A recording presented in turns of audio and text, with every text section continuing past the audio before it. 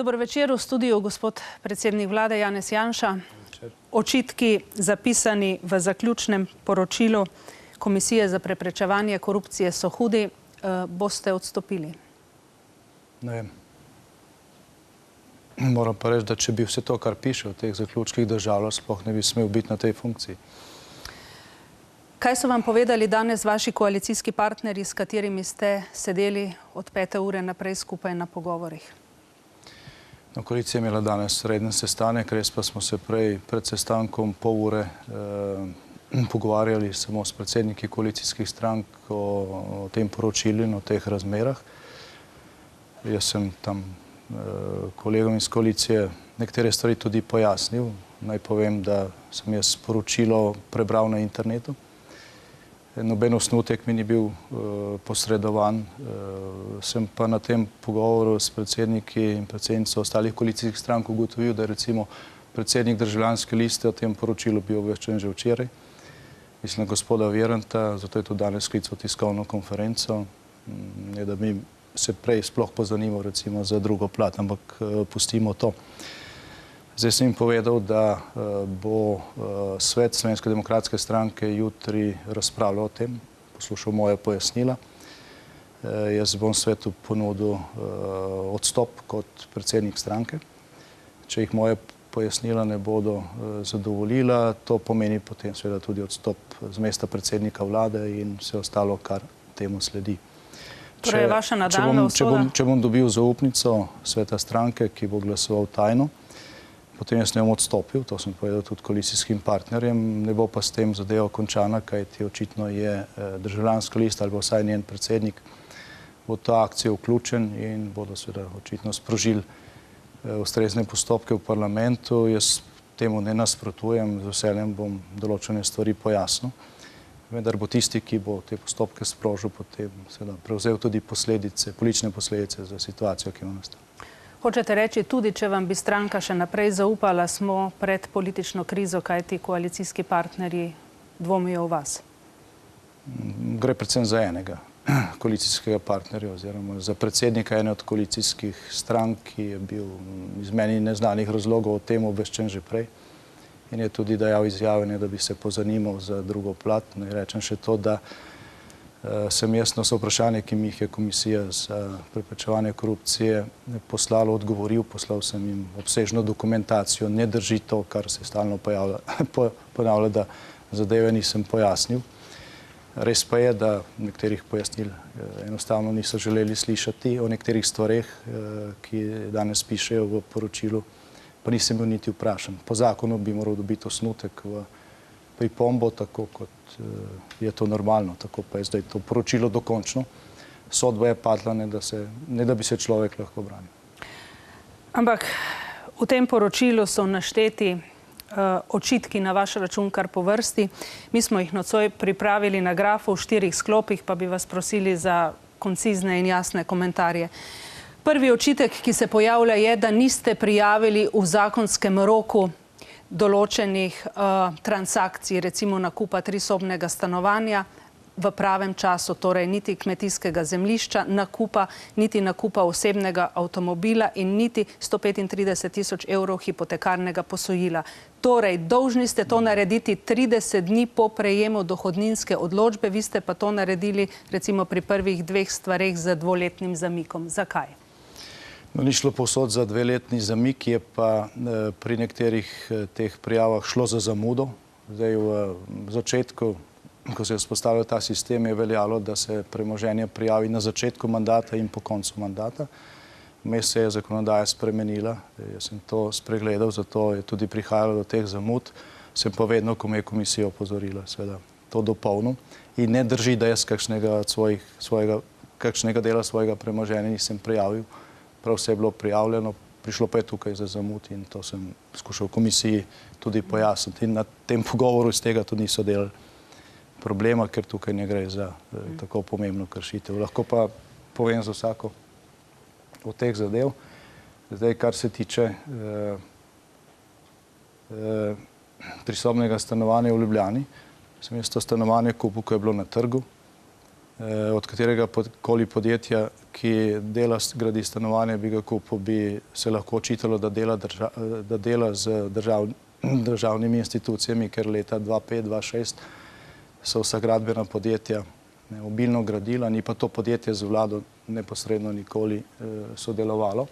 Za trisobno stanovanje v kvadraturi, mislim, da 84 kvadratnih metrov, sem jaz dal dve nepremičnini, se pravi enosobno stanovanje v velikosti 45 kvadratnih metrov, ki je po takratnih cenitvah lahko dosegalo več kot polovico te cene, posestvo v Trenti in najel sem kredit, ki ga protikorupcijska komisija tukaj enostavno pozablja. Govoriva o tej transakciji z Imosom. Ja. Ali lahko morebiti pokažete ta graf, ki govori ravno o tej transakciji, zaradi katerega vam očitajo, gospod predsednik, pridobitev najmanj 100 000 evrov premoženjske koristi od podjetja Imos, in da morebiti najprej podrobneje pogledava še to. Ne, bi lepo prosila četrti graf, ki o tem govori. Tukaj gre za neko zgodbo, imamo državno inštitucijo, ki se ji reče GURS. Ona je neko parcelo ocenila na 20 000 evrov. Vi ste jo prodali za 131 000 evrov in seveda protikorupcijska komisija vaši argumenti je niso prepričali, pravi, da gre tukaj za sum korupcije in zlorabe položaja. Zdaj, ta trditev je strte zvita. Ne gre za parcelo, gre za posestvo v Trenti, ki meji na reko Sočo 200 metrov obale reke Soče. Nekoč je bilo to najlepša kmetija v Zgornji Trenti, potem je bilo opuščena. Zdaj gre za 1,5 hektara in 3 stavbne parcele z ruševinami, seveda, ker se je to v tem času podrlo. No, jaz sem leta 1992 to posestvo kupil za večjo vsoto, kot pa zdaj protikorupcijska komisija trdi, da je bilo to posestvo vredno leta 2005, čeprav so cene nepremičnin v tem času zrasle za nekajkrat. Torej se je GURS očitno zmotil? Ne, GURS je recimo hišo v Velenju, ki sem jo kupil na podlagi hipotekarnega kredita, ocenil na 55 000 evrov. Jaz sem pa za to hišo dal nekajkrat več. Dobro, tukaj gre očitno za neke razlike v cenitvah, ampak gospod predsednik, vsak, ki kupuje... Ampak pogledajte, če se nekomu nekaj očita, potem je treba po istih principih ocenjevati vrednost nepremičnine, ki jo prodajaš, in vrednost nepremičnine, ki jo kupuješ. Ne moreš pa tisto, kar ti prodajaš, ocenjevati po GURS-u, tisto, kar kupuješ, pa po tržni ceni. In ti argumenti niso prepričali Senata protikorupcijske komisije? Se ste jim verjetno to zgodbo razložili? Jaz sem jim razložil, naknadno sem jim poslal tudi lokacijsko dokumentacijo, ki sem jim moral takrat pridobiti, ko je podjetje pač ocenjevalo vrednost tega posestva. Iz lokacijske dokumentacije izhaja, da gre za zalivno zemljišče. Podjetje je hotelo tam postaviti apartmajski objekt, kakršen je tudi v neposredni bližini, je pa potem seveda kriza tukaj naredila svoje. Torej, protikorupcijska komisija trdi, da je bilo to posestvo leta 1992 vredno več kot leta 2005. Poglejte, dva temeljna očitka sta še. Eden je tak, da nečesa sploh niste prijavili. To pomeni, da niste prijavljali poroštva svoji stranki za najem posojila, 500 000 evrov, da niste prijavili poroštva fizični osebi in še nekega pologa. Po zakonu o preprečevanju korupcije ste dolžni prijaviti tudi poroštvo. Zakaj ga niste? Ne drži, kar se tiče poroštva fizični osebi, je to soglasje, ki sem ga podpisal ženi, ko je najela hipotekarni kredit, ker sva oba solastnika stanovanja. Tega takrat res nisem prijavil, nisem pa vedel, da gre to za poroštvo, jaz sem samo kot solastnik pač dal soglasje pri kreditu. Ko gre za poroštvo pri stranki, je stranka pri nakupu nepremičnine najela kredit. Jaz sem takrat kot zastopnik stranke podpisal najbrž 100 listin za ta kredit. Vmes je bilo tudi osebno poroštvo, ki sem ga jaz pregledal. Ko smo odkrili, da sem jaz podpisal osebno poroštvo, čeprav seveda tega ne bilo treba, je bilo to poroštvo ukinjeno. Tega poroštva ni. Res pa je, da je bil to spregled, da to ni bilo prijavljeno protikorupcijski komisiji in ta ugotovitev je točna. Poglejte, tisti največji očitek, pravzaprav, ki iz tega poročila izhaja, pa je nesorazmerno in nepojasnjeno povečanje premoženja za najmanj 210 tisoč evrov. 210 tisoč evrov je, če sva že pri stanovanjih, eno lepo stanovanje v Ljubljani. In težko si predstavljamo, da nekdo za vrednost takega stanovanja ne zna komisiji, ne ve pojasniti, odkot je to premoženje dobil, vire za ta sredstva. To seveda ni res. Prav na vsako vprašanje, ki so mi ga poslali, sem jaz odgovoril in zadeve pojasnil. Pravijo, da niste bili prepričljivi. Res pa je, da komisija stoji na stališču, da jaz do leta 2004, ko sem imel 25 let delovne dobe, nisem zaslužil nič, da pač do takrat ni bilo premoženja. Čeprav sem tudi prej prijavljal to premoženje in lahko komisija temu premoženju sledi pravzaprav od leta, mislim, da 94, ko se je pač ta obveza prvič pojavila. Tako da nobena od teh številk ni nepojasnjena. So pa nekatere v tem poročilu zmanipulirane. V tem času, za katerega je delan pregled, sta mi obrnila oba starša, prišlo je tudi do zapuščinske razprave. Dogovor med mano in bratom je bil, da on pač podeduje hišo in da pač del tega potem kompenzira. In to je kompenzacija, ki se tukaj pojavlja pri nakupu avtomobila in še v dveh primerih. Celotna vsota je nekaj 10 tisoč evrov. Jaz sem to komisiji pojasnil. Res pa je, da z bratom, in to po zakonu tudi ni treba, v teh primerih pač ni treba delati pogodbe. Poglejte, gospod premier... No in če zdaj vse seštejemo, če vse moje premoženje seštejete in odštejete 170 tisoč evrov kredita, ki ga pač odplačujem, je to premoženje in vse to, kar sem porabil v tem času, popolnoma sorazmerno s tem, kar sem v tem času zaslužil.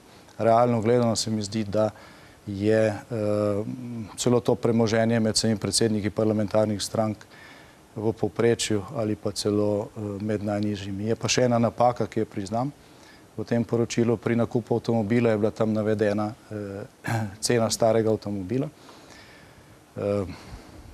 Ne vem, kako je prišlo do te napake, ko je komisija me na to opozorila, sem iz komisiji poslal celotno dokumentacijo o nakupu avtomobila in mimogrede predsednik protikorupcijske komisije, ki je predvsem mlajši od mene, vozi boljši avtomobil od mene. No, ampak vendarle, gospod premier, še ko ste bili v opoziciji, ste bili velikokrat znani po svoji kritičnosti. Kaj bi vi rekli za nekega predsednika stranke, če bi mu senat neke protikorupcijske komisije v svojo zaključno poročilo napisal, da premierja sumi zlorabe položaja in da so bili njegovi posli obremenjeni s korupcijskimi tveganji? Odvisno, kdo bi to napisal. Poglejte, takšne stavke je gospod Praprotnik, ki je bil še novinar Dnevnika, o meni napisal neštetokrat. 10 ali 15 let me je blatil. Za nagrado je bil imenovan v protikorupcijsko komisijo in je tam za svojim delom nadaljeval. Tako da takšni stavki mene ne presenečajo, jaz sem jih že prej bral. Ne pristajam pa na to, da se pred tem nimam pravice braniti, da je to nekaj dokončnega, da je to sodba, ki pomeni tudi že likvidacijo. Je poskus diskreditacije, če pa se bo to izkazalo kot nekaj, kar je dovolj za likvidacijo, potem smo pa zelo daleč prišli. Svoje krivde v nobenem primeru za glavnino teh obtožb ne priznavate? Ne, zagotovo jaz v tem času nisem pridobil za 200 tisoč evrov nepojasnenega premoženja. To je zelo debela stvar, naj mi to premoženje pokažejo. Priznam zamude, priznam to napako pri avtomobilu, to je dejstvo. In ta neprijavljena poroštva, vendar to ni premoženje, to je moj obveznost. Ampak komisija je vendarle sporočilo prejela soglasno. Ne gre samo za Roka Praprotnika, ki ste ga prej omenili. Gre za soglasen sprejem poročila. Gre tudi za gospoda Klemenčiča, nekdanjega državnega sekretarja gospe Kresalove, ki je trdil, da je nakup nepremičnine za NPU popolnoma korekten bil v komisiji, ki je to korupcijsko dejanje odobrila, in dvomim, da ni tudi on česa dolžan pojasnjevati. Tako da jaz imam težave z dvema imenoma, gospe Selinško jo ne poznam. Tudi ne dvomim, mislim, nimam razloga, da bi dvomil njeno korektnost, vendar ko nekdo prinese te številke in zapiše takšno sporočilo, se pač za to glasuje. Tukaj je od črke do črke možno v tem poročilu reči, kaj je res in kaj ni res. Gospod predsednik, nocoj ste imeli priložnost naše gledalce, vaše volivce, vaše simpatizerje prepričati s temi svojimi argumenti. Kakšna sredstva pa sploh imate na voljo, da dokažete svoj prav oziroma kaj mislite narediti? Poleg pač te vaše politične kariere, ki zdaj visi v zraku očitno. Ne, gledajte, to gre za politično igro. Mislim, da smo mi dva sedela v podobnem studiu leta 2004, ko se je zgodila Depala vas, ne slučajno. 94, ja. Potem je sodišče 10 let to raziskovalo in ni ugotovilo nič, ne. Nobene obsodbe ni bilo. Tukaj bodo, jaz upam, da bo komisija sprožila postopke, kjer se bo možno braniti. Jaz to z veseljem čakam. Kar se tiče pa politične usode, je pa tako, če bo jutri svet Slovenske demokratske stranke meni izrekel nezaupnico, to ne bo najslabši dan v mojem življenju, zagotovo. Politika ni niti moja največja, niti edina ljubezen. Doma imam leto in pol starega, precej živahnega protestnika, s katerim se je precej bolj prijetno ukvarjati kot z vladnimi posli in bom s to zelo mirno sprejel.